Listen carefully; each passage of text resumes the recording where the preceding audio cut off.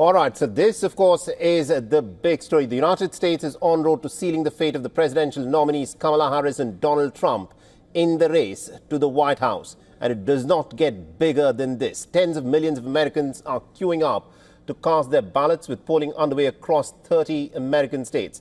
The Republican vice presidential candidate J.D. Vance cast his vote in Ohio's Cincinnati. The senator appeared in good spirits as he arrived to vote with his family. If you don't want an open border, vote for Donald Trump. If you want to get back to low inflation and affordable groceries, vote for Donald Trump. If you want to return the world to peace and stability, vote for Donald Trump. That's my pitch to voters. I really do believe that we can have a golden age of prosperity in the United States of America, but voters are going to ultimately make that choice. 82 million early votes have already been cast nationwide. This is slightly more than half of the total turnout in the 2020 presidential elections. Now, the battleground states, Georgia and North Carolina, have reported record early voting numbers. In Georgia alone, where the voters have swung between the Republicans and the Democrats in the last two presidential elections, over 4 million ballots have already been cast, and they were cast early. Initial trends suggest that early voting turnout has dropped across nationwide this year compared to the pandemic-hit 2020 polls. The Republicans have increased their share of pre-election votes compared to 2020, with the Trump campaign actively encouraging early and mail-in voting. In the battleground states, the early voting gender gap resembles that of the 2020 and 2022 midterm elections.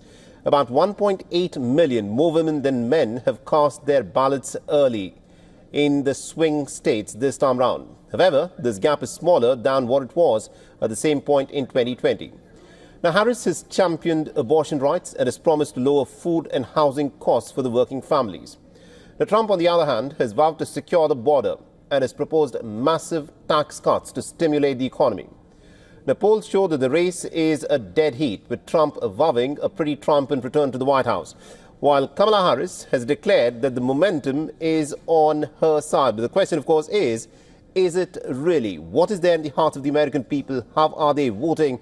And what, of course, is expected to happen in the course of the next 24 to 48 hours, when we'll get a clear picture as to who, of course, will be at the White House.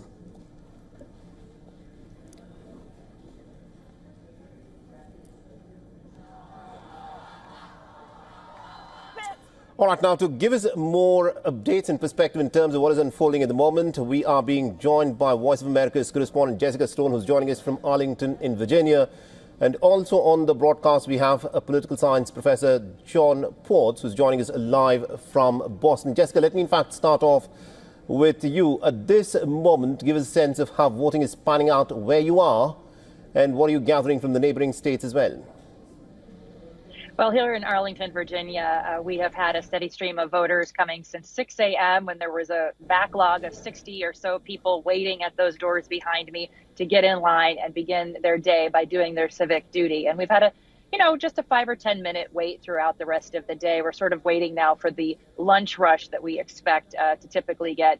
Even though more and more Americans are working from home, we still think there'll be potentially a likely lunch rush as people take a break from their work and come and vote. But keep in mind, Virginia, like so many other states, had a surge in early voting, not enough to overcome the numbers that we saw in 2020. Certainly about a third of registered voters voted early, primarily women and young people here in the state of Virginia. More broadly, the the early vote coming a lot more rural voters and a lot more Republican voters because, as you said earlier, Donald Trump has encouraged the early vote amongst the Republicans, unlike 4 years ago.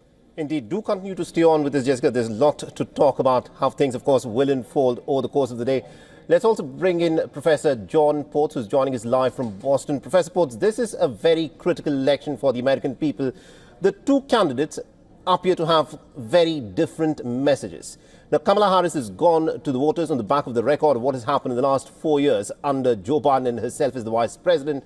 She's spoken about issues of abortion. She's spoken about how she wants to bring in some interesting changes to the economy, but people expect that she'll actually increase taxes. But she claims that she's got the momentum, which she certainly did when she was appointed as the Democrat nominee. But 3 months hence, on the day of the voting, do you think Kamala Harris has sustained that momentum which she had initially generated?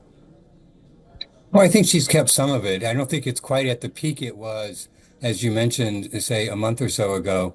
But I think she still definitely has some momentum. I think that particularly among women voters, I mean, that's her strongest showing right now.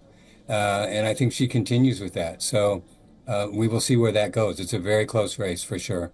Now, Donald Trump, all through the course of his campaigning, he's been talking about 2-3 very critical issues. He says economy is going to be his key focus, and he's spoken a lot about immigration. Do you think Kamala Harris is something who's fallen short on these two issues? And will economy and the issue of illegal immigration to the United States become the Achilles heel for Kamala Harris? Professor Potts. Well, I think she's tried to address those. Perhaps it could have been done in a little stronger way. I would say, particularly with the economy, that Donald Trump has made the argument. He's asking people, are you better off than you were 4 years ago? Well, 4 years ago we were in the midst of a pandemic, and an inflation that gripped the world, really, not just the U.S. But after that period of the pandemic, with supply chain, all kinds of issues that developed, and I think that's never really been as explained, I think, as much as it potentially could be to the American public. But I think, he talks about getting back to better inflation. Well, inflation right now actually is just over 2%. So it is back to where it was before. But Right. the thing with inflation is prices don't go down. That's correct. So prices are still high. And food inflation is said to be pretty high for an average American. We'll talk more on that, Professor Potts. Do stay on with this. Jessica, if I can bring you in on this. Now, the entire voting process is pretty complicated. You've been tracking how this voting process has been unfolding in the United States of America. For people who are watching this from outside the United States, give us a sense of how this voting process is already unfolding, because almost 80 million people, according to reports, have already cast their votes through mail-in ballots, etc. And the rest, of course, are walking to the polling stations today to cast their ballots. So how's this process unfolding? Well, I think I would make a couple of points here, Mohammed. The first is that it is not the popular vote. In other words, a majority of Americans across all of the states do not elect the U.S. president. The reason that the person who wins the White House, in fact, does so is because that person gets 270 electoral college votes or more. Each state has electoral college votes. The biggest prize today amongst the swing states is Pennsylvania. It has 19 electoral college votes, the largest number of electoral college votes. That is why you've seen these candidates focus so much on Pennsylvania and not just the urban centers, right? We saw Kamala Harris not only go to Pittsburgh and Philadelphia yesterday for her closing argument, she also went to Wilkes-Barre. She also went to Reading. She is making sure that she drives up the vote in areas that have immigrants, that have minorities, that have women, and that have any constituency that's concerned about reproductive rights, because that is a big issue that she is running on. For Donald Trump, he also went to Pennsylvania in the middle of his day yesterday to essentially run up the vote in those redder areas. He went to the center of the state. If he can run up the vote in more Republican areas, and the vote is suppressed, or there's not enough people coming out in more urban areas in Pennsylvania, that could hand him those 19 electoral votes. If he gets them, it changes the path for Kamala Harris to win the White House. She has to do a harder path to get states that are not likely to go for her or that haven't always gone for her in the South. Likewise, if he doesn't get Pennsylvania, he has to win the harder votes in the Rust Belt states of Michigan and Wisconsin. And these are states where he also needed to campaign yesterday. That's why you saw him end the day in the most conservative part of Michigan, the most Republican part of Michigan, Grand Rapids, trying to run up that vote.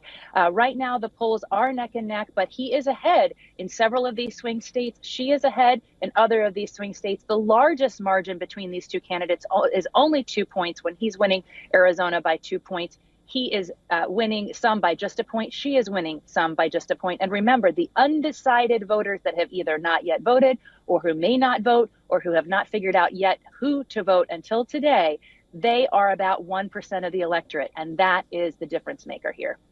Very interesting. Jessica, do continue to stay on with this. Professor Potts, if I can bring you in here. Now, the pollsters have been giving out numbers for the last several weeks. They've all been saying that it is a neck and neck contest. But what is interesting is that the issues for which Kamala Harris has been talking about and the issues that Donald Trump has been talking about are very different. In your assessment, do you think the pollsters are getting it right when they're saying that this is still a neck-and-neck race and it is open for anyone? No, I think it is. I mean, and it's been that way for a little while.